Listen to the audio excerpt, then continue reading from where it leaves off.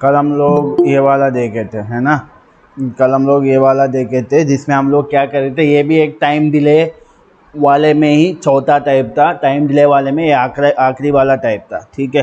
तो इसमें हम लोग क्या देखे थे कि इसमें भी हम लोग टाइम के हिसाब से भी कट कर रहे हैं, लेकिन यहाँ पे टाइम के लिए हम लोग यहाँ पे क्या यूज़ कर रहे थे, फ्लक्स डिले रिलेस यूज़ कर रहे थे, ठीक है। तो ये वाला आपको कल समझ में आ गया सबको? किसी को कुछ डाउट है इस वाले में? No sir, no sir. तो चलिए आगे चलते हैं, ठीक है। तो यहाँ तक हमारा डेफिनेट टाइम रिलेस ख़त्म हो गया, ठीक है। सॉरी, डेफिनेट टाइम मतलब एक पर्टिकुलर टाइम पे कट करने वाला जितने भी मेथड्स थे वो चारों हमारे ख़त्म हो गए। तो अब हम लोग जा रहे हैं दूसरा क्लासिफिकेशन में, वो हमारा क्या है, करंट लिमिट एक्सेलरेशन स्टार्टर्स। मतलब यहाँ पे हम लोग क्या करेंगे, सब में कर तो एक ही रहे, जितने भी आपका टाइप्स है, डेफिनेट टाइम है या करंट लिमिट है या रोटार फ्रीक्वेंसी है, जितने भी है सब में हम लोग क्या करेंगे, रोटार में रेसिस्टेंस को धीरे धीरे कट करते जाएंगे। स्टार्टिंग में पूरा रखेंगे, उसके बाद धीरे धीरे कट करते जाएंगे, ठीक है। लेकिन पहले वाला क्लासिफिकेशन में हम लोग टाइम रखेंगे, उस टाइम के बाद कट करेंगे। और दूसरे वाले क्लासिफिकेशन जो है, अभी आपको जो स्क्रीन पर हेडिंग दिख रहा है, इसमें हम लोग क्या करेंगे, इसमें कोई टाइप्स नहीं है, एक ही मेथड है, ठीक है। तो इसमें हम लोग क्या करने वाले हैं, तो देखिए ये हमारा क्या है, करंट लिमिट एक्सेलरेशन स्टार्टर है, ठीक है। तो करंट लिमिट एक्सेलरेशन स्टार्टर में होता क्या है कि देखिए, इसमें हम लोग क्या करते हैं, जो रेजिस्टेंस को कट करते हैं, ये हम लोग करंट को बेस करके कट करते हैं। अब करंट को बेस करके कट करना क्या होता है, तो देखिए अभी आपको मैं एक इमेज दिखाऊंगा, ठीक है।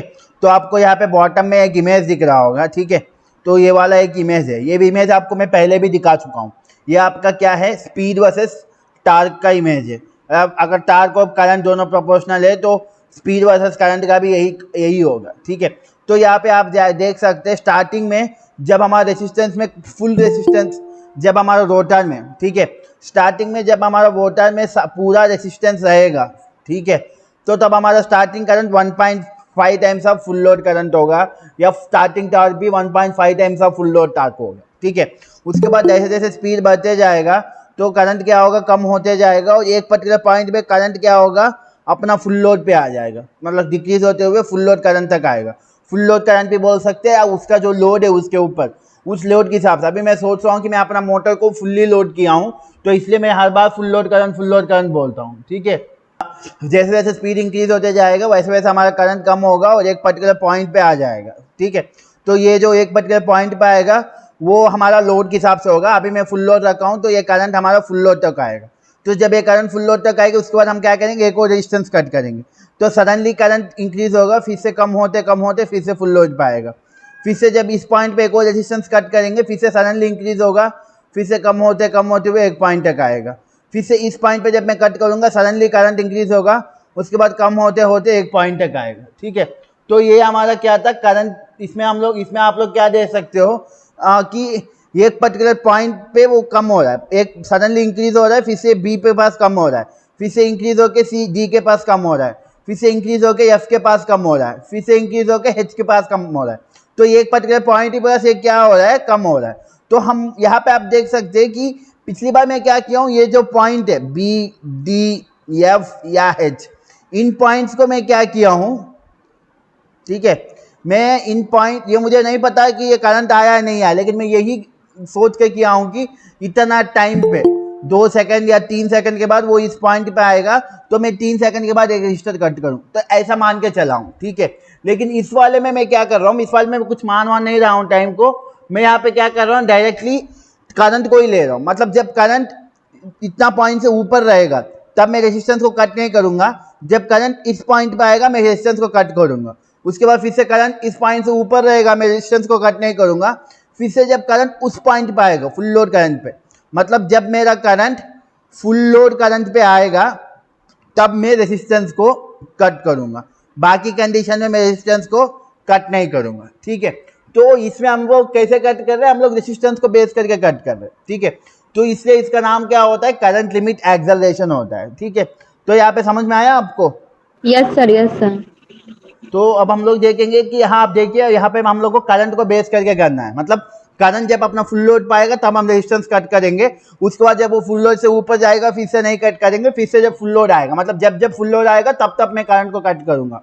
मतलब इस कर्व के हिसाब से आप देख सकते हैं बी के पास, डी के पास, एफ के पास और एच के पास मेरा करंट जो है वो अपना फुल लोड पे आएगा। ठीक है, तो यहाँ पॉइंट्स पे मुझे कट करना है। तो ये करंट जब इस पॉइंट पे आएगा तब कट करना है।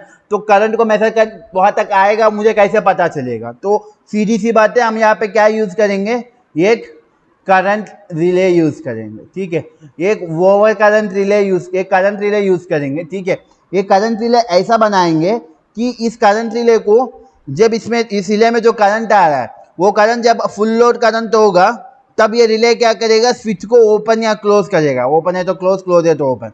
अगर इसमें करंट फुल लोड करंट से ऊपर है तो ये कुछ नहीं करेगा। ठीक है, मतलब ये जो रिले है, मेरा जो करंट रिले है, मैं अब जो यूज़ करने वाला हूँ इस मेथड में, वो रिले ऐसा रिले होगा जो क्या करेगा, जब मेरा करंट फुल लोड करंट से ऊपर होगा तब वो कुछ नहीं करने वाला, लेकिन जब मेरा करंट फुल लोड करंट के पास आएगा तब ये जाके उसको काट देगा। ठीक है, तो चलिए देखते हैं कि ये स्टार्टर का कंट्रोल सर्किट क्या होता है, पावर सर्किट क्या होता है। तो अभी आपको जो लेफ्ट साइड में इमेज दिख रहा है यहाँ पे, तो ये आपका क्या है, पावर सर्किट। ठीक है, तो ये जो है ये आपका क्या है, पावर सर्किट। ठीक है, इसमें आप वही है, यहाँ पे एक मेन कॉन्टैक्टर का कनेक्शन है और यहाँ पे 4 स्विचेस है। ठीक है, तो ये पावर सर्किट है। उसके बाद हम अपना कंट्रोल सर्किट में आएंगे। ठीक है, तो ये आप देख सकते हैं ये मेरा क्या है, कंट्रोल सर्किट है। ठीक है, तो कंट्रोल सर्किट में जो भी होगा, तो अब आपको कंट्रोल सर्किट दिखा होगा, तो ये मेरा क्या है, कंट्रोल सर्किट है। ठीक है, तो अब हम कंट्रोल सर्किट का ऑपरेशन देखते हुए हम पावर सर्किट में जैसे कट होगा रोज जैसे पढ़ते वैसे ही पढ़ेंगे। ठीक है, तो यहाँ पे आपको पहली चीज़ ये देखना है, यहाँ पे मेरे पास 2 रिले है, एक रिले ये है, ठीक है, और दूसरा रिले ये है। तो इसमें मेरा 2 कॉइल्स है। ठीक है, कंफ्यूज नहीं होना, 2 रिले है मेरे पास, यही 2 रिले जाके मेरा 4 स्विचेस को बंद करने वाले। ठीक है, तो यहाँ पे आप देखिए ये जो पहला रिले है इसमें 2 कॉइल्स है, जिसमें सी लिखा है ब्रैकेट में, वो मेरा क्या होगा, करंट कॉइल होगा। ठीक है, जिसमें सी लिखा है, और जिसमें वी लिखा है, ठीक है, जिसमें वी लिखा है ये मेरा क्या होगा, वोल्टेज कॉइल होगा। ठीक है, मतलब मेरा यहाँ पे जो रिलेस है वो ऐसा रिलेस है कि इन रिलेस को जब अपना वोल्टेज कॉइल को वोल्टेज मिलेगा और जब करंट कॉइल में जो करंट है वो अपना फुल लोड करंट पर जाएगा तभी ये रिले ऑपरेट करेगा। ठीक है, तो 5 तो मैं बता दिया हूँ। यहाँ पे कंडीशन देखिए, ये रिलेस को किसी भी स्विच को ओपन या क्लोज या कॉन्टैक्टेड ए, कॉन्टैक्टेड बी, कॉन्टैक्टेड सी और कॉन्टैक्टेड डी, तो किसी भी कॉन्टैक्टर को सप्लाई देने के लिए, ठीक है, तो इस रिले को क्या चाहिए, इस रिले को सप्लाई देने के लिए इस रिले में 2 कॉइल्स है। वोल्टेज कॉइल जो है उसको अपना वोल्टेज फुल वोल्टेज मिलना चाहिए, और करंट कॉइल में जो करंट है वो आपका रेटेड करंट होना चाहिए। ठीक है, वोल्टेज कॉइल में फुल वोल्टेज और करंट कॉइल में जो करंट है वो रेटेड करंट होना चाहिए, तब ये रिले क्या करेगा, ऑपरेट करेगा। ठीक है, अगर करंट कॉइल में करंट रेटेड है लेकिन वोल्टेज नहीं है तब भी ऑपरेट नहीं करेगा। अगर वोल्टेज कॉइल में वोल्टेज है लेकिन करंट रेटेड नहीं है, रेटेड करंट से ज़्यादा है, तब भी ये ऑपरेट नहीं करेगा। ठीक है, तो ये कंडीशन आपको याद रखना है। तो अब हम लोग जाएंगे इसका ऑपरेशन देखेंगे। ठीक है, तो अब इसको ऑपरेशन देखिए कैसे काम करेगा। सबसे पहले मैं क्या करूँगा, यहाँ पे मेरा ऑन बटन को मैं क्या करूँगा, प्रेस करूँगा। जैसे मैं ऑन बटन प्रेस किया हूँ सर्किट मेरा क्लोज हुआ और एम कॉन्टैक्टर यहाँ पे जो है इसको क्या मिलेगा, सप्लाई मिलेगा। ठीक है, जैसे एम कॉन्टैक्टर को सप्लाई मिलेगा M1 मेरा क्लोज होगा और M2 भी मेरा क्लोज होगा। ठीक है, और M1 मेरा क्या करेगा, मैं इसको रिलीज भी करूँगा तो ये मेरा ऑन बटन को होल्डिंग प्रोवाइड करेगा, और M2 जो है, M2 यहाँ पे क्लोज हुआ, अच्छी बात है, और मेन कॉन्टैक्टर M1 को क्लोज किया, M2 को क्लोज किया और मेरा मोटर का स्टेटर को मेन सप्लाई से कनेक्ट किया। ठीक है, तो यहाँ पे एक और चीज़ देखिए, अब आप सबको यही लगेगा M2 तो बंद हो गया तो तुरंत मेरा ये कॉन्टैक्टर को सप्लाई मिला तो मेरा पहला स्विच बंद होगा, लेकिन ये तो होना नहीं चाहिए क्योंकि स्टार्टिंग में पूरा रेजिस्टेंस रहना चाहिए। लेकिन यहाँ पे आप देखिए ये कॉन्टैक्टर को सप्लाई मिल जाएगा तो ये कॉन्टैक्टर अपना इसको क्लोज करेगा और आधा इसमें पहला थोड़ा बहुत रेजिस्टेंस कट जाएगा, है ना, लेकिन ऐसा नहीं होता है। ठीक है, तो आपको इतना ही लगेगा कि यहाँ तो सर्किट क्लोज है तो ये कॉन्टैक्टर को तो सप्लाई मिलेगा ही, लेकिन भाई यहाँ पे देखिए M2 स्विच बंद हुआ लेकिन ये कॉन्टैक्टर को इतना सप्लाई नहीं मिल पाएगा। क्यों? क्योंकि देखिए ये जो लाइन है इस लाइन पे आप देखेंगे तो यहाँ पे कौन कनेक्ट है, अपना रिले का एक वोल्टेज कॉइल प्रेजेंट है। तो आप लोगों को ये पता होगा आपका जो वोल्टेज कॉइल होगा, ठीक है, मेजरमेंट्स में आप लोग पढ़े होंगे, तो जो आपका वोल्टेज कॉइल होगा उस वोल्टेज कॉइल का रेजिस्टेंस क्या होगा, लो रेजिस्टेंस होगा या हाई रेजिस्टेंस होगा? High sir, high. ठीक है, तो अब देखिए आपका वोल्टेज कॉइल का जो रेजिस्टेंस रहेगा वो आपका क्या रहेगा, हाई रहेगा। तो आप देखिए जब मेरा एम कॉन्टैक्टर बंद हुआ तो ये पूरा लाइन कनेक्ट हुआ, लेकिन इस लाइन पे मेरा वोल्टेज कॉइल है और वोल्टेज कॉइल का रेजिस्टेंस हाई है, तो यहाँ पे मेरा जो ये कॉन्टैक्टर है इसको करंट ज़्यादा नहीं मिलेगा। ठीक है, कम करंट से मेरा कॉन्टैक्टर कभी काम नहीं करेगा। कॉन्टैक्टर को काम करने के लिए उसको अपना रेटेड करंट चाहिए और रेटेड वोल्टेज चाहिए, तभी मेरा कॉन्टैक्टर जाके काम करेगा। ठीक है, तो अभी मेरा बल्कि कॉन्टैक्टर का सारे कनेक्शन बंद है, लेकिन तब भी कॉन्टैक्टर काम नहीं कर पाएगा क्योंकि मेरा वोल्टेज कॉइल को ऊपर वोल्टेज कॉइल है और उसका रेजिस्टेंस ज़्यादा है, तो जितना करंट चाहिए उतना करंट अपना कॉन्टैक्टर को नहीं आने वाला। ठीक है, तो अभी मेरा कॉन्टैक्टर किसी भी स्विच ये स्विचेस को बंद नहीं करेगा।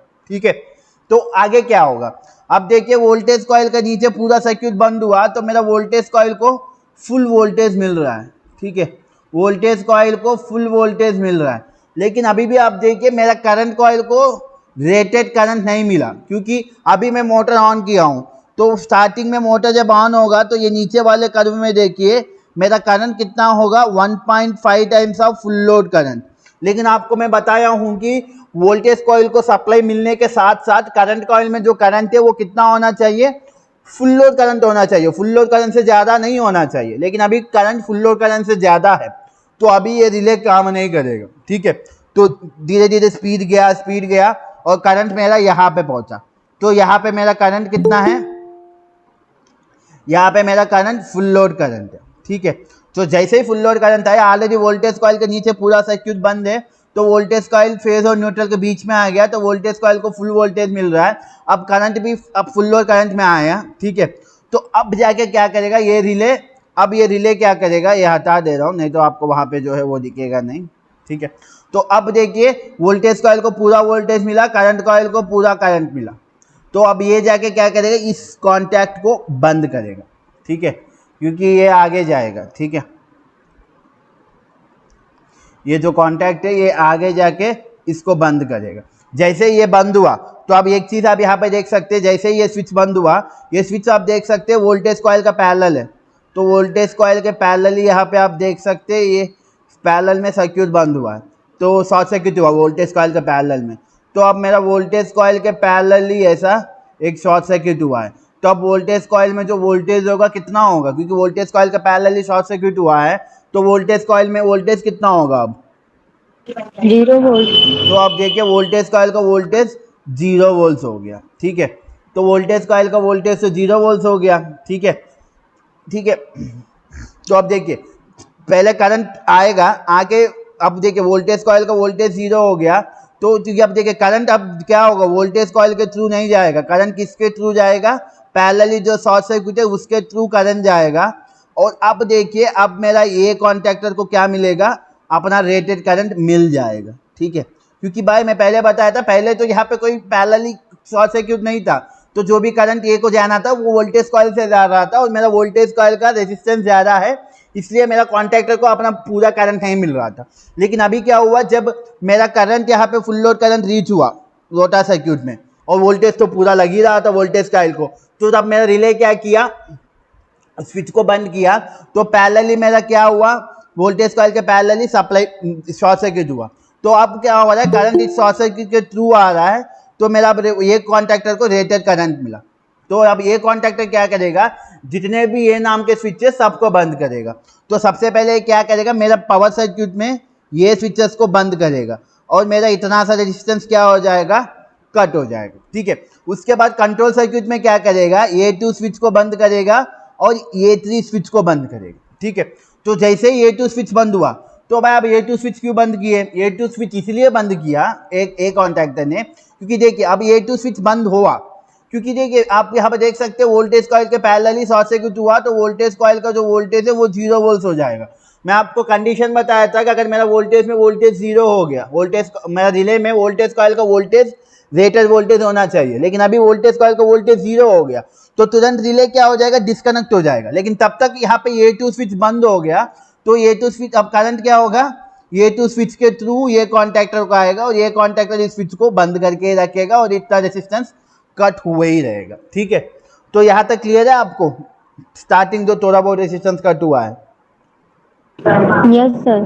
ठीक सर है, जो स्टार्टिंग में करंट 1.5 था हाँ, करंट, वो कैसे धीरे धीरे कम हुआ था, वो थोड़ा क्योंकि बता आप नीचे दीजिएगा। देखिए वाई एक्सिस में मेरा स्पीड है, क्योंकि मेरा मोटर घूमना शुरू किया तो धीरे धीरे स्पीड पिकअप करेगा ना। अच्छा अच्छा, हाँ, जैसे यस सर, जैसे यस। स्पीड पिकअप करेगा तो मोटर का करंट रेटेड फुल लोड में आएगा। ठीक है, तो फुल लोड जी आने के बाद रिले ऑपरेट किया और रिले ऑपरेट करके वोल्टेज का अपना ही वोल्टेज कॉइल को शॉर्ट सर्किट कर लिया, तो मेरा ये कॉन्टैक्ट सप्लाई मिला। और ये कॉन्टैक्ट पहला क्या किया, सबसे पहले ये टू को बंद किया, ताकि क्योंकि रिले को ऑलरेडी वोल्टेज कॉइल के पैरेलली वोल्टेज शॉर्ट सर्किट हुआ, तो वोल्टेज कॉइल को 0 वोल्ट मिलने की वजह से रिले बंद हो जाएगा। तो इसलिए पहले ये कॉन्टैक्ट ने क्या किया, ये टू स्विच को बंद करेगा ताकि इसके पैरेलली एक और सर्किट बने और ये कॉन्टैक्टर को सप्लाई मिलता रहे। उसके बाद ये कॉन्टैक्टर यहाँ पे मेन पावर सर्किट में ये को बंद करेगा और रेसिस्टेंस को काट के रखेगा। ठीक है, तो अब मेरा जो रेसिस्टेंस है सर्किट में वो कितना हो गया, R4 माइनस R1 हो गया। ठीक है, तो अब आगे क्या होगा, आगे देखिए बी पॉइंट पे मैं कट किया था, बी पॉइंट पे मैं ये कट हुआ, ये सारे ऑपरेशन बी पॉइंट के पास होंगे। तो सडनली फिर से करंट क्या होगा, 1.5 टाइम्स का फुल लोड है, तो फिर से हमको वेट करना पड़ेगा इस पॉइंट तक। ठीक है, क्योंकि जब एक स्विच बंद करते हैं, थोड़ा बहुत रेजिस्टेंस कट करते, तो फिर से करंट में थोड़ा पीक आता है। ठीक है, तो अब देखिए अब क्या होगा, यहाँ पे देखिए ये 2 बंद हुआ, ये 3 भी बंद हुआ। तो अब यहाँ पे देखिए सेकंड रिले, मेरा जो वाई नाम से यहाँ पे रिले है, तो इनमें देखिए फिर से जैसा उसमें हुआ वैसे यहाँ पे हुआ। यहाँ पे अब देखिए ये 3 स्विच बंद है, B1 पहले से ही बंद है। ठीक है, तो यहाँ पे मैं एक चीज़ भूल गया हूँ आपको बताना, एक मिनट।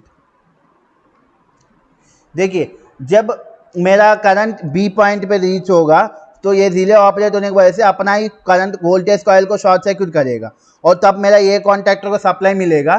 तो ये कॉन्टैक्टर सबसे पहले ये 2 को बंद करेगा, ये 1 को ओपन करेगा और ये को बंद करेगा यहाँ पे। ठीक है, तो ये 2 बंद होने की वजह से अगर रिले अब मेरा बंद भी हो जाएगा, क्योंकि वोल्टेज 0 हो गया कॉइल में, तो ये पैरेलल वाला पार्ट से ये कॉन्टैक्टर को सप्लाई मिलेगा और ये 2 बंद हो गया ताकि मेरा वोल्टेज कॉइल कंप्लीटली आइसोलेट हो जाए। ठीक है, उसके बाद ये बंद हुआ, इतना रेजिस्टेंस कट हो गया। ठीक है, और इस पॉइंट पे फिर से करंट क्या हुआ, सडनली 1.5 टाइम्स का फुल लोड करंट जाएगा। उसके बाद फिर से हमको वेट करना है डी पॉइंट तक। तो अब देखिए ये A3 भी बंद हुआ, ये कॉन्टैक्टर A3 को भी बंद किया। ठीक है, तो A3 जब बंद हुआ तो यहाँ पे सर्किट कंप्लीट हुआ है, लेकिन यहाँ पे देखिए वोल्टेज कॉइल को फुल वोल्टेज मिल रहा है। ठीक है, तो अभी बी कॉन्टैक्टर को अपना रेटेड करंट नहीं मिलेगा।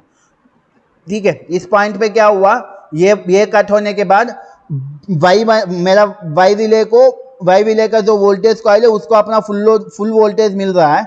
इसके वजह से इसको फुल वोल्टेज मिल रहा है, मतलब ये इसमें सीरीज में है, तो बी कॉन्टैक्टर को अपना रेटेड करंट नहीं मिल रहा होगा। ठीक है, तो अब तो रिले अभी ऑपरेट नहीं करेगा, लेकिन रिले का वोल्टेज कॉइल को पूरा वोल्टेज अभी लगा हुआ है। ठीक है, तो धीरे धीरे स्पीड पिकअप किया और डी पॉइंट पे पास आया। डी पॉइंट के बाद फिर से अपना फुल लोड करंट आया, तो अब करंट कॉइल को भी अपना पूरा करंट मिला, तो अब रिले ऑपरेट करेगा और ये वाला स्विच को बंद करेगा।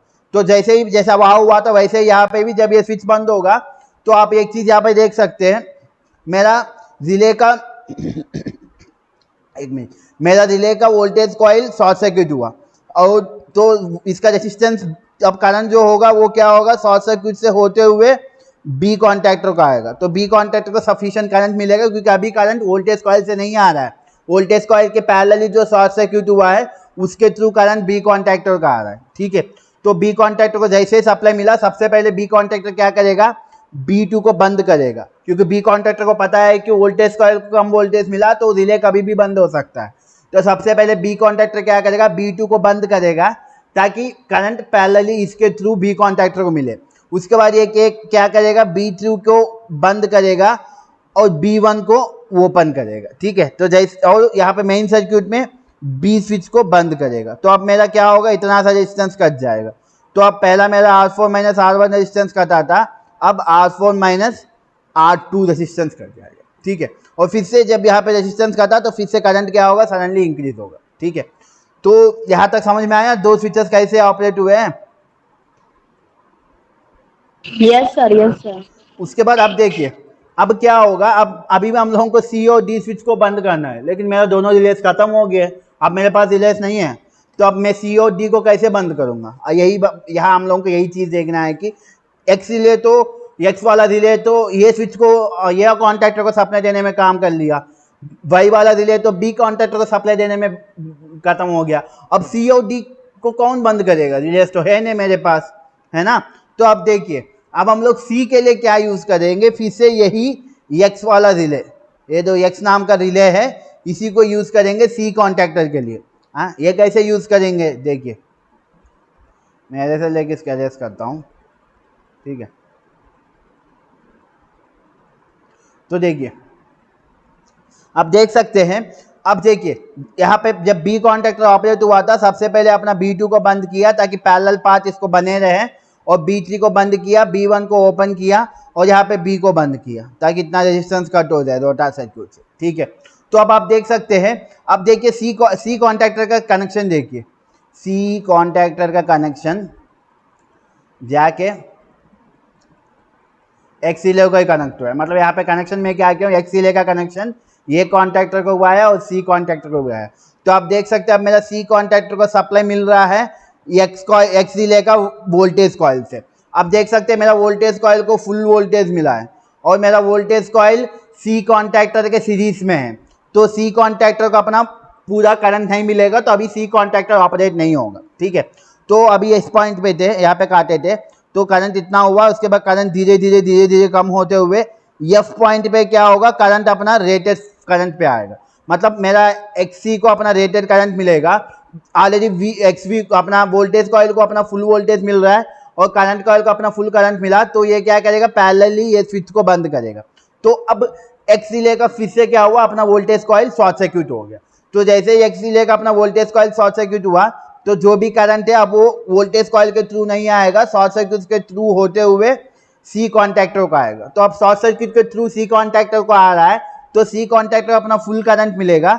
तो सी कॉन्टैक्टर सबसे पहले क्या करेगा, C2 स्विच को बंद करेगा, उसके बाद मेन पावर सर्किट में सी स्विच को बंद करेगा और C1 को ओपन कर देगा। तो अब यहाँ पे देखिए वोल्टेज कॉइल शॉर्ट सर्किट हुआ है, तो वोल्टेज कॉइल को कम वोल्टेज मिल रहा है, तो रिले ऑपरेट करना बंद हो जाएगा, लेकिन कोई दिक्कत नहीं क्योंकि ऑलरेडी मेरा C2 यहाँ पे खुला हुआ है, ठीक है। तो सी कॉन्टैक्टर को सप्लाई मिल रहा है, तो अब इतना सा रेजिस्टेंस कट गया, तो अब मेरा रेजिस्टेंस क्या हुआ, R4 माइनस R3 हो गया, ठीक है। तो जहाँ पे रेजिस्टेंस घटा वहाँ पे फिर से सडनली करंट इंक्रीज होगा, ठीक है। तो अभी तक तीन स्विचेस का ऑपरेशन हो गया, 3 स्विचेस का ऑपरेशन क्लियर है आपको? Yes sir. तो अब लास्ट वाला स्विच देखेंगे, ठीक है। जैसा अभी आप देखे हैं, सी कॉन्टैक्टर के लिए हम लोग एक्स रिले यूज कर रहे हैं, मतलब एक्स रिले को ए कॉन्टैक्टर के लिए भी यूज कर रहे थे, सी कॉन्टैक्टर के लिए भी यूज कर रहे थे। अब डी कॉन्टैक्टर के हम लोग क्या करेंगे, वाई रिले यूज करेंगे, सही है नहीं पहले चेक कर लेंगे, ठीक है। जैसे हमारे सी कॉन्टैक्टर काम किया, ये क्या किया, C2 को बंद किया, C1 को ओपन किया और यहाँ पे C3 को बंद किया। तो अब देखिए डी कॉन्टैक्टर का कनेक्शन, तो आप देख सकते हैं डी कॉन्टैक्टर का जो कनेक्शन है वो मेरा वाई रिले के वोल्टेज कॉइल के थ्रू है। तो वोल्टेज कॉइल सीरीज में लगा है, तो मेरा डी रिले को पूरा करंट नहीं, डी कॉन्टैक्टर को पूरा करंट नहीं मिलेगा, लेकिन वोल्टेज कॉइल को अपना पूरा वोल्टेज मिल रहा है। और यहाँ पे अभी करंट यहीं पे है, ठीक है। धीरे धीरे करंट डिक्रीज होके जब फिर से जब करंट अपना फुल लोड पे आएगा, तो ये करंट कॉइल को फुल लोड करंट मिला, वोल्टेज कॉइल को ऑलरेडी फुल लोड वोल्टेज मिल रहा है, तो इसके पैरेलली फिर से स्विच बंद होगा। तो वोल्टेज कॉइल मेरा शॉर्ट सर्किट हुआ, अब जो भी करंट है वो वोल्टेज कॉइल के थ्रू नहीं आएगा, करंट को पता है शॉर्ट सर्किट है तो शॉर्ट सर्किट के थ्रू जाए, शॉर्ट सर्किट के थ्रू होते हुए डी कॉन्टैक्टर का आएगा। तो जैसे मेरे डी कॉन्टैक्टर का अपना पूरा करंट आया, तो सबसे पहले डी कॉन्टैक्टर क्या करेगा, D2 को बंद करेगा, D1 को ओपन करेगा और मेन सर्किट में डी स्विच को बंद करेगा। जब मेन सर्किट में डी स्विच बंद होगा, तो आपका पूरा रेजिस्टेंस क्या होगा, R4 माइनस R4 0 ओम्स हो जाएगा, क्योंकि पूरा रेजिस्टेंस कट जाएगा, ठीक है। उसके बाद मेरा रेजिस्टेंस पूरा कट गया, ठीक है। मतलब स्टेप बाय स्टेप होगा, ठीक है। तो क्लियर है, एक बार फिर से पूरा रिकैप करूं, अच्छा ठीक है, एक बार मैं रिकैप कर दे रहा हूँ, क्लियर है लेकिन एक बार रिकैप कर लीजिए, क्योंकि ये थोड़ा क्लमजी, थोड़ा कन्फ्यूजन रहता है इसमें, ठीक है। तो भाई हमको यहाँ पे कुछ नहीं करना, जब हमारा करंट फुल लोड करंट पाएगा तभी हमको एक एक रेजिस्टेंस काटते हुए जाना है, ठीक है। जहाँ पे भी हम रेजिस्टेंस काटेंगे वहाँ पे सडनली करंट इंक्रीज होगा, फिर से थोड़ा स्पीड पिकअप करने के बाद फिर से करंट अपना फुल लोड पाएगा, जहाँ पे फुल लोड आएगा फिर से वहाँ पे कट करूँगा, ठीक है। तो मैं यही प्रोसेस करते रहूँगा, ठीक है। तो अब देखिए सबसे पहले मैं क्या कर रहा हूँ, ठीक है। आप लोग कन्फ्यूजमेंट तो ये, यहाँ पे जो करंट कॉइल से, यहाँ पे जो करंट कॉइल से इनको करंट CT करंट ट्रांसफार्मर से मिल रहा है, ठीक है। तो कोई कन्फ्यूजन की बात नहीं है, ठीक है। और ये करंट कॉइल्स तभी ऑपरेट होंगे जब इनमें जो करंट है वो रेटेड करंट हो, रेटेड करंट से ज़्यादा है तो ये ऑपरेट नहीं करेंगे, ठीक है। तो अब देखिए सबसे पहले मैं जब ऑन बटन प्रेस किया हूँ, M कॉन्टैक्टर को सप्लाई मिला और मेरा मेन स्विच बंद हुआ और M1 और M2 बंद हुआ, ठीक है। M1 होल्ड प्रोवाइड किया और M2 जैसे ही बंद हुआ तो आप देख सकते हैं ये कॉन्टैक्टर के सीरीज में मेरा रिले का X नाम का रिले का वोल्टेज कॉइल लगा हुआ है। तो वोल्टेज कॉइल सीरीज में है, मतलब हाई रेजिस्टेंस सीरीज में है, तो ये को अपना पूरा करंट नहीं मिलेगा, तो ये अभी ऑपरेट नहीं होने वाला। लेकिन वोल्टेज कॉइल को पूरा वोल्टेज मिल रहा है, लेकिन अभी भी करंट कॉइल को अब ऑपरेट नहीं करेगा, क्योंकि अभी स्टार्ट ही किया हूँ, तो मैं ये पॉइंट पे हूँ। तो थोड़ा स्पीड पिकअप करने के बाद मेरा करंट B पॉइंट पे रीच होगा। जैसे करंट B पॉइंट पे रीच होगा, फुल लोड करंट पे रीच होगा, तो मेरा पूरा करंट कॉइल को फुल लोड करंट मिला, ऑलरेडी वोल्टेज कॉइल को वोल्टेज मिल रहा है, तो ये वाला स्विच बंद होगा। तो जैसे ये वाला स्विच बंद हुआ तो मेरा current voltage coil short circuit हुआ, तो अब करंट वोल्टेज कॉइल से ना होते हुए पैरेलली शॉर्ट सर्किट से होते हुए ये कॉन्टैक्टर को आएगा। तो जैसे ये कॉन्टैक्टर को कम टाइम के लिए मिलेगा पूरा वोल्टेज, लेकिन उसी कम टाइम में वोल्टेज कॉइल ये कॉन्टैक्टर सबसे पहले क्या करेगा, ये टू स्विच को बंद करेगा, उसके बाद ये वन को खोलेगा और मेन सर्किट में ये को बंद करेगा। तो अब क्या हुआ, आपको पता है रिले का वोल्टेज कॉइल को कम वोल्टेज मिल रहा है तो रिले बंद हो जाएगा। बंद होने तो मुझे क्या गया, पैरेलली ये टू तो ओपन बंद किया हूँ मैं, तो करंट ये टू से होते हुए ये कॉन्टैक्टर का आएगा, कोई टेंशन की बात नहीं। तो इतना सा रेजिस्टेंस कट गया, तो अब मेरा रेजिस्टेंस क्या हुआ, R4 माइनस R1 हो गया, ठीक है। उसके बाद करंट यहाँ पे कट हुआ B पॉइंट पे, तो सडनली इंक्रीज हुआ, C पॉइंट पे रीच हुआ। उसके बाद थोड़ा स्पीड पिकअप करने के बाद 70% के स्पीड के पास फिर से करंट D पॉइंट पे आएगा। जैसे करंट D पॉइंट पे आया तो अब देखिए ये कॉन्टैक्टर क्या किया, ये 2 को बंद किया, ये 1 को ओपन किया, ये को बंद किया और यहाँ पे ये 3 को भी बंद करेगा। तो अब आप देख सकते हैं मेरा करंट ये वाला B वाला कॉन्टैक्टर मेरा Y वाला रिले का वोल्टेज कॉइल के सीरीज में है, तो अभी B वाला कॉन्टैक्टर को रेटेड करंट नहीं मिलेगा, ठीक है। जैसे ही मेरा करंट रोटर में करंट D पॉइंट रीच होगा तो मेरा करंट कॉइल को अपना रेटेड करंट मिल रहा है, तो रिले ऑपरेट होगा और जिसके पैरेलली जो स्विच है उसको बंद करेगा। तो अब मेरा वोल्टेज कॉइल शॉर्ट सर्किट हुआ, तो अब करंट क्या होगा, शॉर्ट सर्किट से होते हुए B कॉन्टैक्टर को मिलेगा।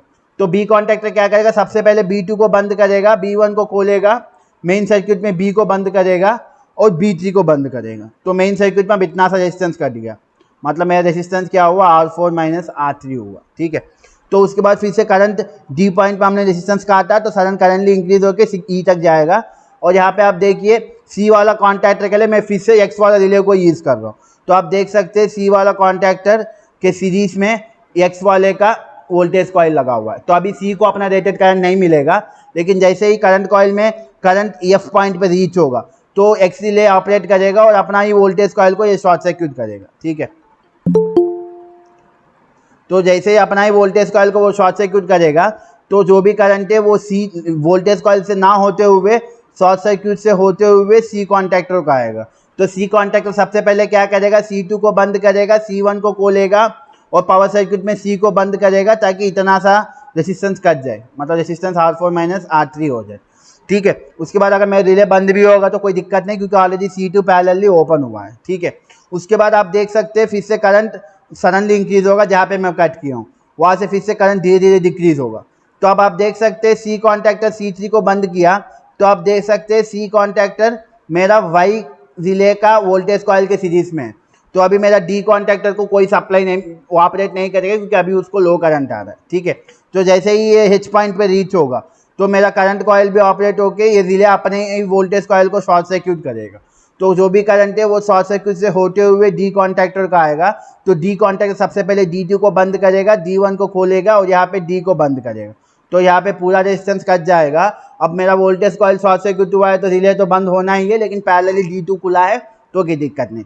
उसके बाद इस पॉइंट से मेरा मोटर अपना आराम से फुल लोड पे ऑपरेट करेगा। और यहाँ पे हमने स्टेप बाय स्टेप एक एक रेजिस्टेंस काटा, वो भी तब काटे जब हमारा करंट B पे आया तब एक बार काटे, D पे आया तब एक बार काटे, F पे आया तब थोड़ा और रेजिस्टेंस काटे, H पे आया तो पूरा रेजिस्टेंस काटे। तो ऐसा हम लोग क्या कर रहे हैं, यहाँ पे करंट को लेके धीरे धीरे हम लोग क्या कर रहे हैं, रेजिस्टेंस को कट कर रहे हैं, ठीक है। तो क्लियर है, अभी किसी को डाउट है? आ गया, ठीक है, अच्छी बात है, ठीक है। तो ये आपका क्या है, स्लिप रिंग इंडक्शन मोटर का स्टार्टिंग मेथड्स में दूसरा क्लासिफिकेशन है। इसमें सब क्लासिफिकेशन नहीं है, ये एक ही क्लासिफिकेशन है, ठीक है। उसके बाद हम क्या करेंगे, तीसरा क्लासिफिकेशन में जाएंगे, ठीक है। तीसरा क्लासिफिकेशन आपका क्या है, सेकेंडरी फ्रीक्वेंसी एक्सेलरेशन स्टार्टर। अब ये क्या होता है, ठीक है। तो ये क्या होता है, देखिए आपको एक चीज़ पता होगा कि induction slip ring induction motor में, ठीक है, तो स्लिप रिंग इंडक्शन मोटर के बारे में बात कर रहा हूँ, ठीक है। तो स्लिप रिंग इंडक्शन मोटर में आपको एक चीज़ पता होगा कि उसका जो रोटर सर्क्यूट है, उस रोटर सर्क्यूट में जो करंट होगा, रोटर सर्क्यूट में करंट होगा ना, रोटर करंट, तो इस रोटर करंट का जो फ्रीक्वेंसी होगा, रोटर करंट होगा या रोटर वोल्टेज भी होगा, तो दोनों का अपना फ्रीक्वेंसी होगा ना, क्योंकि एसी सप्लाई है। तो ये फ्रीक्वेंसी क्या होगा, स्टेटर का बराबर रहेगा या स्टेटर से कम रहेगा? सर इक्वल भी हो सकता है और कम भी हो सकता है, F2 बराबर ऐसे F1 होता है ना, ठीक है। इससे। तो देखिए, प्रीति ने सही बोला था, देखिए बराबर भी होगा और कम भी होगा। कब बराबर होगा, कब कम होगा? तो देखिए स्टार्टिंग में जब मैं मोटर ऑन करता हूँ तो उस समय मेरा रोटर का स्पीड 0 है, तो उस समय मेरा स्लिप कितना होगा, 1 होगा। जब मेरा स्लिप 1 होगा तो रोटर फ्रीक्वेंसी और स्टेटर फ्रीक्वेंसी सेम होगा, क्योंकि आपको एक फार्मूला पता होगा, rotor frequency F2 is equal to formula क्या होता है, S times of stator frequency. F2 मेरा रोटर फ्रीक्वेंसी है, F1 मेरा स्टेटर फ्रीक्वेंसी है। तो स्टार्टिंग में क्या होगा, मेरा रोटर का जो फ्रीक्वेंसी है वो 0 आरपीएम होगा, तो मेरा जो स्टेटर का फ्रीक्वेंसी है वो equal to rotor frequency, rotor का frequency equal to stator frequency होगा। और जैसे जैसे जैसे स्पीड इंक्रीज होता रहेगा तो मेरा स्लिप भी क्या होता रहेगा, कम होता रहेगा, ठीक है। तो स्लिप कम होता रहेगा तो ये जो फ्रीक्वेंसी है स्टेटर का वो भी क्या होता रहेगा, कम होता जाएगा, ठीक है। और जैसे ही मेरा मोटर अपना फुल स्पीड में आ जाएगा, मान लो मेरा मेरा स्टेटर फ्रीक्वेंसी 1500 आरपीएम है, स्टेटर का स्पीड, और रोटर का स्पीड जो है वो 1490 आरपीएम है। मैं कुछ गलत बोला हूँ क्या? स्टेटर में कोई स्पीड होता है या नहीं होता है? सर स्टेटर में नहीं होता है, उसके आर्मेट में होता है, ठीक है। जो मैग्नेटिक तो फील्ड बनता नॉर्मली है। मैं ये जो स्टेटर स्पीड बोल रहा हूँ ये आपका क्या होता है, सिंक्रोनस स्पीड होता है। तो ये सिंक्रोनस स्पीड किसका होता है, ये आपका स्टेटर में जो रोटेटिंग मैग्नेटिक फील्ड है ना, आरएफएम, तो उस आरएफएम कितना स्पीड से घूम रहा है उसी को हम लोग सिंक्रोनस स्पीड बोलते हैं। आरएफएम मतलब वहाँ पे आपको पता है 3 फेज मशीन्स में सब में क्या होता है, अपना स्टेटर में जो फ्लक्स होगा वो रोटेट करता रहेगा, वो फ्लक्स कितना स्पीड से रोटेट कर रहा है उसी को सिंक्रोनस स्पीड बोलते हैं, और कुछ सिंक्रोनस स्पीड नहीं होता, ठीक है। और रोटर का मान लो रोटर घुमा घुमा घुमा, लेकिन रोटर के ऊपर अपना लोड रहता है, तो वो स्टेटर का जो स्पीड है, स्टेटर में जो फ्लक्स का स्पीड है वो स्पीड वो पकड़ नहीं पाता, तो उससे थोड़ा कम रहता है, मान लो 1490 आरपीएम, ठीक है। तो अब इन दोनों का डिफरेंस क्या होगा, 10 होगा, ठीक है। 10 और 10 बाई 1500 तो कितना होगा भाई, कितना भी होगा, ठीक है, 0.001 मान के चलना। तो मेरा स्टेटर का फ्रीक्वेंसी कम 1 हर्ट्ज होगा, रोटर को तो अपना 50 हर्ट्ज फ्रीक्वेंसी मिल रहा है, लेकिन मेरा स्टेटर को कितना आएगा फ्रीक्वेंसी, 1 हर्ट्ज आएगा, ठीक है। तो यहाँ पे आप देख सकते हैं स्टार्टिंग में मेरा रोटर का फ्रीक्वेंसी कितना था, इक्वल टू स्टेटर का फ्रीक्वेंसी था 50 हर्ट्ज। उसके बाद वो कम होते कम होते कम होते हुए कितना हुआ, 1 हर्ट्ज हो गया। और ये कम क्यों हुआ, क्योंकि मेरा जो मोटर है वो क्या हुआ, यहाँ पे स्पीड पिकअप किया था। मतलब यहाँ पे आप एक चीज़ ऑब्जर्व कर सकते हैं कि मेरा रोटर में जो फ्रीक्वेंसी है वो स्टार्टिंग में हाई रह रहा है, उसके बाद कम होते जा रहा है। और कम क्यों हो रहा है, क्योंकि मेरा रोटर घूम रहा है, ठीक है। तो यहाँ पे भी आप देख के मुझे क्या चाहिए, मुझे मेरे स्टार्टर में क्या चाहिए, जैसे जैसा स्पीड पिकअप करेगा वैसे वैसा मेरे स्टार्टिंग में हाई रेजिस्टेंस रखना है ताकि मेरा स्टेटर जल ना जाए। उसके बाद जैसे जैसे स्पीड बढ़ता रहेगा धीरे धीरे रेजिस्टेंस कम करते जाना है। तो पहला मेथड था मैं टाइम के हिसाब से कट कर रहा हूँ, दूसरा मेथड में मैं करंट के हिसाब से कट कर रहा हूँ, क्योंकि करंट भी क्या होता है, स्पीड के हिसाब से चेंज हो रहा था। और तीसरा में यहाँ पे मैं आपको क्या बता रहा हूँ, यहाँ पे आप देख सकते कि स्पीड के हिसाब से मेरा रोटर का फ्रीक्वेंसी भी कम ज़्यादा हो रहा है, कम हो रहा है ना, ज़्यादा नहीं हो रहा। तो जैसे जैसे स्पीड इंक्रीज हो रहा है तो वैसे वैसे रोटर का फ्रीक्वेंसी क्या हो रहा है, कम होते हुए जा रहा है, ठीक है। तो मैं ये भी तो कर सकता हूँ, है ना। तो यही आपका तीसरा मेथड है, ठीक है। तो क्लियर है ना। पहला मेथड में मैं ज्ञानी हूँ तो पहला मेथड में मैं टाइम के हिसाब से कट किया हूँ। दूसरा मेथड में मैं इतना ज्ञानी नहीं हूँ तो मैं करंट के हिसाब से कट किया हूँ, क्योंकि स्पीड जैसे जैसे स्पीड पिकअप करेगा करंट भी अप एंड डाउन होता रह रहा है। और तीसरे में भी मैं ज्ञानी नहीं हूँ, तो मैं यही सोच रहा हूँ कि मुझे इतना पता है कि स्पीड बढ़ेगा तो फ्रीक्वेंसी कम हो रहा है रोटार में, तो उसी फ्रीक्वेंसी को यूज़ ना करूँ, तो उसी फ्रीक्वेंसी को यूज़ करके मैं यहाँ पे रेसिस्टेंस को कट कर रहा हूँ। ठीक है, तो यहाँ तक क्लियर है ना? Yes sir. तो देखिए भाई, ये आपका पावर सर्किट है। ठीक है, ये आपका पावर सर्किट है। ठीक है, और ये आपका क्या है? कंट्रोल सर्किट है। ठीक है, तो यहाँ पे जो 1F 2F 3F जो है, ये आपका क्या है? फ्रीक्वेंसी रिलेस है।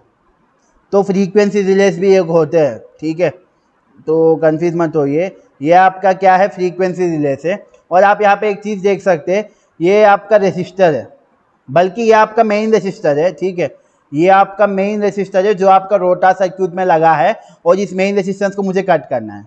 पहले ये स्विच बंद करूंगा, थोड़ा कट होगा, बी स्विच बंद करूंगा, थोड़ा और कट होगा, सी स्विच बंद करूंगा, पूरा कट होगा।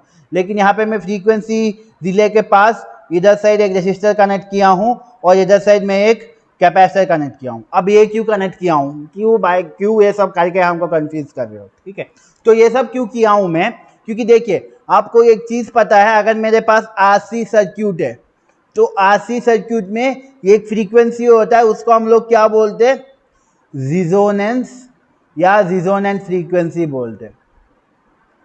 याद है ये चीज़? यस सर, यस हाँ, सर। तो मैं वो रिजोनेंस के लिए यहाँ पे मैं कैपेसिटर और रेसिस्टर कनेक्ट किया हूँ। मैं इसको एडजस्ट भी कर सकता हूँ यहाँ पे मैं एडजस्ट भी करूँगा ताकि मेरा रिजोनेंस कंडीशन है। ठीक है, तो यहाँ पे आप देखिए, बहुत आसान है। पहले वाला 1F वाला फ्रीक्वेंसी रिले 50 हर्ट्ज के पास रिजोनेंट है, और जैसे ही 45 हर्ट्ज आएगा ये कट हो जाएगा, मतलब ऑपरेट करेगा। और दूसरा फ्रीक्वेंसी रिले जो है वो, उसका रिजोनेंट फ्रीक्वेंसी 45 है, और जैसे ही इसका फ्रीक्वेंसी 30 हर्ट्ज पे आएगा तो ये ऑपरेट करेगा। और तीसरा जो रिले है, इसका रिजोनेंट फ्रीक्वेंसी 30 हर्ट्ज है, और जैसे ही ये 15 हर्ट्ज रीच होगा ये ऑपरेट करेगा। ठीक है, तो कंफ्यूज कुछ नहीं होना। ठीक है, मतलब मैं पहले क्या कर रहा हूँ, सबको 1F को 2F को और 3F को अपने रिजोनेंट फ्रीक्वेंसी को रखा, मतलब 50 45 और 30 इन तीनों के रिजोनेंट फ्रीक्वेंसी, वहाँ पे वो रिजोनेंट रहेंगे, ऑपरेट नहीं करेंगे। और जैसे ही इसका पहले वाले का फ्रीक्वेंसी कम होते हुए 45 आएगा तो पहला वाला ऑपरेट करेगा, दूसरे वाले का फ्रीक्वेंसी कम होते हुए 30 आएगा तो दूसरा वाला ऑपरेट करेगा, तीसरे वाले का फ्रीक्वेंसी कम होते हुए 15 आएगा, तीसरा वाला ऑपरेट करेगा। और इनको फ्रीक्वेंसी कहाँ से मिल रहा है? हमारा रोटार सर्किट से, क्योंकि इसका दूसरा नम रोटार सर्किट में कनेक्ट किए। ठीक है, तो बहुत आसान सा ऑपरेशन है। पहले मैं क्या करूँगा, स्टार्ट बटन को प्रेस करूँगा। जैसे स्टार्ट बटन प्रेस किया, एम कॉन्टैक्टर को सप्लाई मिला, M1 और M2 बंद हुआ। ठीक है, तो M1 स्टार्ट बटन को होल्ड करेगा ताकि मैं इसको रिलीज भी कर दूं, तब भी M को सप्लाई मिलता रहेगा। और M2 जब कहा, ठीक है, M2 जब स्टार्टिंग में देखिए, ये सब स्टार्टिंग में मेरा रोटार फ्रीक्वेंसी कितना होगा? 50 हर्ट्ज होगा, क्योंकि स्टार्टिंग में स्लिप 1 है, तो रोटार फ्रीक्वेंसी 50 हर्ट्ज होगा। तो कौन सा रिले इसमें 50 हर्ट्ज पे रिजोनेंट है? पहला वाला रिले। तो पहला वाला रिले का जो स्विच है, ये क्या होगा? ओपन होके रहेगा। स्टार्टिंग में जब मोटर ऑन होता है तो यहाँ पे देखिए, जितने भी ये स्विचेस है, पहला वाला स्विच क्या होगा? ओपन में रहेगा। ठीक है, तो पहला वाला स्विच ओपन में रहेगा। ठीक है, तो मान लो सारे स्विचेस ओपन ही रहेंगे। ठीक है, आपको कंफ्यूज ना होना, सारे स्विचेस 1F1 2F1 3F1 सब ओपन में है। ठीक है, तो जैसे ही मेरा स्टार्टिंग में फ्रीक्वेंसी 50 हर्ट्ज है, तो पहला वाला अभी रिजोनेंट में है, और धीरे धीरे जैसे जैसे स्पीड पिकअप करेगा, फ्रीक्वेंसी रोटार सर्किट में फ्रीक्वेंसी कम हुआ, और होते होते वो कितना पहुंचेगा? 45 हर्ट्ज पहुंचेगा। जैसे ही 45 हर्ट्ज पहुंचा, तो ये इसको मैं बोला, मैं इसको सेटिंग 45 हर्ट्ज पे रखा हूँ। जैसे ही पहला वाले को देखिए, बाकी कोई भी 45 हर्ट्ज पे नहीं है, लेकिन पहला वाला क्या है? 45 हर्ट्ज जिसका कट ऑफ फ्रीक्वेंसी है। जैसे ही पहला वाले को, जैसे रोटार सर्किट में मेरा फ्रीक्वेंसी 45 हर्ट्ज आएगा, तो पहला वाला रिले क्या करेगा? अपना पहला जो स्विच है 1F1, इसको क्या करेगा? बंद करेगा। जैसे ही 1F1 बंद हुआ तो मेरा ये कॉन्टैक्टर को सप्लाई मिला, तो ये कॉन्टैक्टर क्या करेगा? मेन पावर सर्किट में ये स्विच को बंद करेगा और ये 1 को बंद करेगा। ठीक है, तो ये 1 को बंद करेगा, तो ये स्विच बंद हुआ, तो इतना सा रेजिस्टेंस कट गया। ठीक है, उसके बाद 45 हर्ट्ज पे कौन रिजोनेंट है? दूसरा। तो अभी दूसरा ऑपरेट नहीं हुआ, उसके बाद फिर से स्पीड इंक्रीज हुआ, और रोटार सर्किट में मेरा फ्रीक्वेंसी कितना हो गया? 30 हर्ट्ज हो गया। तो जैसे ही रोटा सर्किट में मेरा फ्रीक्वेंसी 30 हर्ट्ज जाएगा, तो आप देख सकते हैं दूसरा रिले को मैं कितने पे ट्यून किया हूँ, 30 हर्ट्ज पे।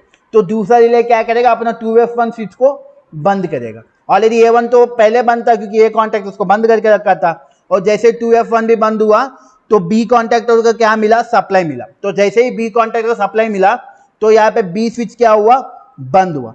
तो इतना सा रेजिस्टेंस कट गया, और साथों साथ यहाँ पे B1 वाला स्विच बंद होगा। लेकिन अभी 3F1 खुला है, ठीक है। और 30 हर्ट्ज पे कौन रिजोनेंट है, 3F वाला रिले। तो 3F वाला अभी भी रिजोनेंट में है। तो फिर से रोटा सर्किट घूम रहा है, और थोड़ा टाइम के बाद रोटा सर्किट में फ्रीक्वेंसी क्या हो गया, 15 हर्ट्ज पहुंच गया। जैसे ही 15 हर्ट्ज पहुंचा, आपको मैं यहाँ देख सकते हैं तीसरा वाला रिले कितने पे सेट किया है, 15 हर्ट्ज पे। तो तीसरा वाला रिले क्या करेगा, 3F1 वाला स्विच को बंद करेगा। तो अब मेरा C कॉन्टैक्टर को सप्लाई मिलेगा, और C कॉन्टैक्टर क्या करेगा, C स्विच को बंद करेगा, तो पूरा रेजिस्टेंस कट जाएगा। तो यहाँ पे क्या हो रहा है, एक एक फ्रीक्वेंसी के पास एक एक फ्रीक्वेंसी रिले काम कर रहा है और अपना स्विच को बंद कर रहा है, और उतना रेजिस्टेंस कट हो जा रहा है। ठीक है, तो क्लियर है ये? Yes sir. बाकी लोगों को समझ में आ गया ना? इसमें कुछ ज़्यादा समझने वाला बात नहीं। इसमें क्या होता है कि 3 रिलेस लिया हूँ, फ्रीक्वेंसी रिलेस, ठीक है। मैं यहाँ पे 3 फ्रीक्वेंसी रिलेस लिया हूँ, और तीनों रिलेस को मैं क्या किया हूँ, ट्यून करके रखा हूँ। पहला रिले को 50 हर्ट्ज पे रिजोनेंट रहेगा, लेकिन वो ऑपरेट करेगा 45 हर्ट्ज पे। दूसरा वाला 45 हर्ट्ज पे रिजोनेंट रहेगा, ऑपरेट करेगा 30 हर्ट्ज पे। और इनको फ्रीक्वेंसी कहाँ से मिलेगा, मेरा ये रोटा सर्किट से। तो जैसे मेरा रोटा सर्किट में फ्रीक्वेंसी स्टार्टिंग में 50 रहेगा, तो अभी पहला वाला रेडी होगा ऑपरेट होने के लिए। जैसे ही इसमें फ्रीक्वेंसी, क्योंकि स्पीड बढ़ते हो जाएगा, फ्रीक्वेंसी कम होते जाएगा, और जैसे ही फ्रीक्वेंसी 45 हुआ तो पहला वाला अपना 1F1 स्विच को बंद करेगा, ये कॉन्टैक्टर को सप्लाई देगा, ये कॉन्टैक्टर यहाँ बंद करके इतना रेजिस्टेंस काटेगा, और यहाँ पे A1 को बंद करेगा। और अब 45 हर्ट्ज पे कौन रिजोनेंट है, दूसरा फ्रीक्वेंसी। तो दूसरा वाले लिए रेडी रहेगा ऑपरेट होने के लिए। और जैसे रोटा सर्किट में फिर से घूम रहा है, रोटा सर्किट में जैसे ही फ्रीक्वेंसी 30 हर्ट्ज पहुंचेगा तो 2F स्विच क्या करेगा, 2F1 स्विच को बंद करेगा। तो B कॉन्टैक्ट सप्लाई मिलेगा, B कॉन्टैक्टर क्या करेगा, मेन पावर सर्किट में B स्विच को बंद करेगा, इतना रेजिस्टेंस कट गया, और यहाँ पे B1 को बंद करेगा। और 30 हर्ट्ज पे कौन रिजोनेंट है, तीसरा वाला रिले। तीसरा वाला अभी रेडी हो गया, ठीक है। जैसे अब फिर से रोटा घूम रहा है, जैसे फ्रीक्वेंसी 15 हर्ट्ज आया तो तीसरा रिले क्या करेगा, अपना 3F1 स्विच को बंद करेगा। तो C कॉन्टैक्टर को सप्लाई मिला, C कॉन्टैक्टर यहाँ पे बंद होगा, पूरा रेजिस्टेंस कट जाएगा, ठीक है। तो यहाँ पे मैं क्या किया हूँ, कट किया हूँ, वो भी स्पीड की, जैसे जैसे स्पीड बढ़ रहा है वैसे वैसे मैं कट किया हूँ। लेकिन यहाँ पे मैं कैसे कट किया हूँ, यहाँ पे मैं फ्रीक्वेंसी रिलेस यूज़ किया हूँ, और वो हर एक फ्रीक्वेंसी पे काटते हुए जा रहा है, ठीक है। तो यहाँ पे आपका स्लिप रिंग इंडक्शन मोटर में जितने भी स्टार्टर्स है, स्टार्टिंग हम लोगों ने मैनुअल स्टार्टर्स देखा, उसके बाद ऑटोमेटिक स्टार्टर्स में मैं 3 टाइप्स बोला था, डेफिनेट टाइम, करंट एक्सेलरेशन, और तीसरा आपका सेकेंडरी फ्रीक्वेंसी। और पहला वाले में 4 टाइप्स थे, चारों पढ़ा है, दूसरा वाला भी पढ़ा हूँ, और तीसरा वाला भी खत्म हो गया। तो कुछ पेंडिंग नहीं है ना अभी स्लिप रिंग इंडक्शन मोटर में।